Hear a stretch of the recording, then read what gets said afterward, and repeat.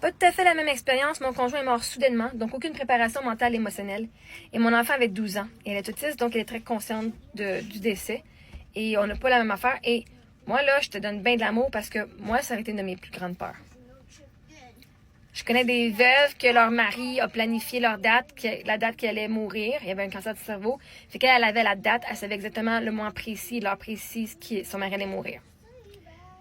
C'est tous des deuils différents. Moi, on savait 3 mois, mais ça a été plus vite que ça. Fait que nous, on n'avait pas une date spécifique parce qu'elle n'avait pas l'air d'à mourir. Puis toi, ben, tu l'as pas vu venir, right? Fait que c'est 3 chocs différents, 3, parce que toi, ton âme était prête à ça parce que peut-être que de le voir souffrir pendant 14 mois ou il y en a que ça prend 5 ans avant qu'il meure, de savoir que la date arrivait, que tu n'aurais peut-être pas survécu ça, mais ça, comme tu n'avais pas aucune préparation, tu as pu profiter du moment présent aujourd'hui, puis là, c'est arrivé. Et je t'en veux bien de l'amour. Bien de l'amour. Moi, ça aurait été ma plus grande peur. Moi, là, je me trouve bénite que tant qu'à pas mon mari qui est mort du cancer. Parce qu'en même temps, ça lui a permis à lui de gérer sa succession comme il lui a voulu, de dire ce qu'il avait à nous dire. Puis, peut-être que peut-être que ton mari, il se sentait bien aussi. Peut-être qu'il n'y avait pas de regret. Peut-être qu'il n'y avait pas rien non plus. Right? Fait que si la mort lui a amené d'une shot, il n'a pas eu le temps de souffrir. Parce que, tu sais, ils ont tous les décès ont une façon qu'on peut le voir positive. S'il est mort soudainement, vous ne l'avez pas vu venir. Fait que vous n'avez pas, genre, anticipé pendant des mois, parce que ça, c'est un pré-deuil, le deuil anticipatoire. Il y en a que ça peut durer une couple de semaines, une couple de mois, une couple d'années. C'est que tu sais jamais si tu vas avoir un appel, ça apporte un gros stress. Fait que, d'une façon, je suis pas ici pour venir rabaisser ta douleur, mais vraiment pas, parce que moi, c'était ma plus grande peur, right? Ton mari l'a pas vu venir, tu l'as pas vu venir. Fait que tu veux que je le joue, claque, c'est une méga claque dans sa gueule en esti. T'as raison. On va lui donner, lui, le fait qu'il n'a pas souffert. Puis quand il est mort, il est mort.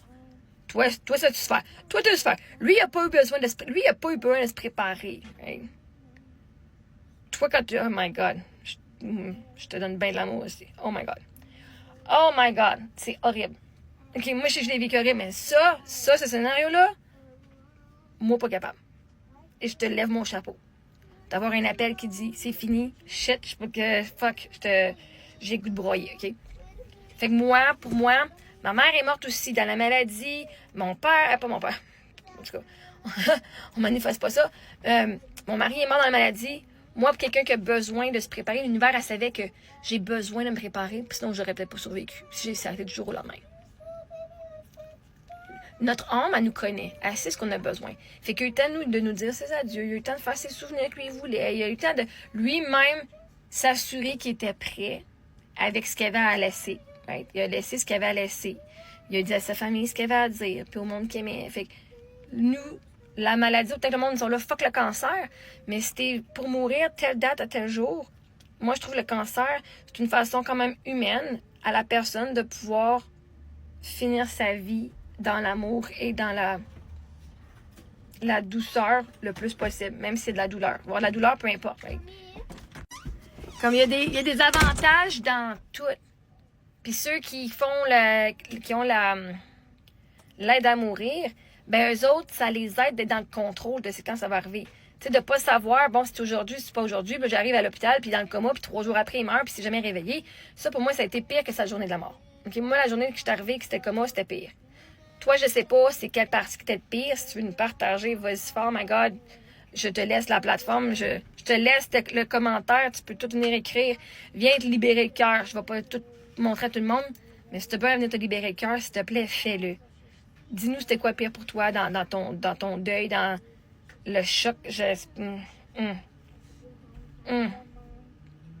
Fait que chaque façon de mourir a du positif pour les gens et pour la famille. Et chaque façon de mourir a quand même son côté négatif. C'est à nous de choisir lequel qu'on va focusser dessus pour pouvoir passer au travers. T'sais, il n'a pas vu venir, il n'a pas eu à penser que je vais faire, que je ne serai pas là pour mes enfants, tout ça c'est arrivé. Right? Lui, il n'a pas eu ce travail-là à faire d'acceptance. Mais ça a été fucking dur pour toi aussi. Right? Nous, on avait un mix des deux. Les deux, on anticipait qu'il ne serait pas là. Fait que les deux, on avait notre deuil. Puis lui, sa douleur était aussi grande, puis moi j'avais aussi ma grosse douleur à moi, puis en plus je m'occupais, fait que lui il fallait qu'il accepte ça, puis il a fait ce qu'il avait à faire, je l'ai aidé. Puis ça, lui, c'était fini, mais moi, ma douleur est encore là. La douleur de tout le monde qui vont rester en vie est là pour... C'est là jusqu'à temps que tu deals avec. Tandis que ceux qui font aussi, ceux qui ont l'aide à mourir, eux autres sont moins en contrôle. Ils disent, moi, je vais finir ma vie. C'est moi qui décide quand. Et là, ils sont capables de dire, je vais avoir ce monde autour de moi. Puis ils vont quand même avoir pu planifier. Fait que je t'envoie énormément... Parce qu'être autiste veut pas dire que... Être autiste, les gens sont pas... Les enfants sont pas handicapés, ils sont pas inconscients. Là. Je sais pas, des fois, le monde, ils pensent qu'on dit autiste, là, c'est comme s'ils sont dans leur monde puis ils ont rien. Autistes, là, s'ils ont leur cerveau est connecté différemment, qui leur permet de penser différemment, c'est juste une façon, ils sont juste neurodivergents. Leur cerveau va faire des liens différents que des gens qui sont neurotypiques ne peuvent pas faire. Ils vont voir les liens facilement. Enfin, ben non, mais c'est tout évident que ça fait ensemble. Alors que du monde qui sont genre dits normaux, ils peuvent pas faire ces liens-là. Fait que, oui, en tant qu'autiste, c'est sûr que mon neveu est autiste. Sérieux, tu sais, c'était... Mon oncle Eric, c'était... Moi, mes neveux et nièces, là. Mon oncle Eric, c'était beaucoup, là. Il l'adorait, genre, mon oncle. Puis, ils l'ont vécu aussi, un deuil, eux autres aussi. Je me suis assurée qu'ils allaient avoir leur petit... Tu sais, j'ai offert à ma soeur et à sa famille, je voulais voir avoir des centres, tu sais. Ils se sont fait un petit collier ou je sais pas trop, ils se sont fait de quoi pour les centres, pour la famille, tu sais. C'était quelqu'un, Eric, était vraiment super important dans notre famille.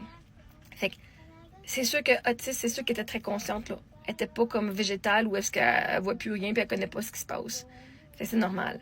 Puis, moi, c'est un des côtés des avantages. Oui, c'est difficile parce que là, moi, c'est tout moi qui fait. Mes enfants connaissent même pas leur père puis c'était la personne la plus incroyable que je connaissais, là, tu sais. Puis que là, mes filles ne connaissent pas plus que les souvenirs. Moi, ça me rend énormément triste. Ça me rend le plus triste. Honnêtement, ce qui me rend le plus triste, qu'elles se rappellent pas. Puis ça tombe tout sur juste des souvenirs, qu'elles n'ont pas ces souvenirs-là. Leur corps, oui. Elles avaient 6 mois puis 2 ans et demi. Fait que moi, j'ai vécu le côté difficile du deuil. Puis je vis aussi une partie du deuil que mes enfants ne vivent pas, mais que moi, je projette en tant qu'enfant qui a perdu sa mère. J'avais 27 ans quand ma mère est morte. Fait que j'ai pas la même perte, mais reste qu'elles ont une perte qui est présente et qui est vécue différemment. Fait que j'espère en passant, je sais pas si ton enfant parle anglais, le camp Myra's Kids, c'est un camp pour les enfants endeuillés. Au courant de l'année, ils ont tout plein d'activités comme pour les célébrations. Il y a un party de Noël en décembre. Bref, va checker Myra's Kids. C'est pour les enfants en bas de 18 ans. Où est-ce qu'ils ont... Puis l'été, ils ont un camp de vacances de 4 jours. Fait que je vous donne les ressources que vous pouvez. Fait que je te lève mon chapeau. Moi, ça, c'était ma plus grande peur. Il y a bien du monde que leur plus grande peur, c'est de perdre leur mari. Moi, ma plus grande peur, c'est au moins, j'ai pu dire, au moins, il est pas mort soudainement, parce que pour moi, ça aurait été comme... Mais je te lève mon chapeau parce que moi, c'était ma plus grande peur. Mais pour d'autres personnes, de voir leur partenaire mourir, puis comme... de les voir, genre, fringants, à avoir besoin d'une sonde pour aller à la toilette, puis de pouvoir se lever, c'est traumatisant aussi. Fait que, pour du monde, ça serait la pire affaire. Fait que, bref, moi, je t'envoie plein d'amour.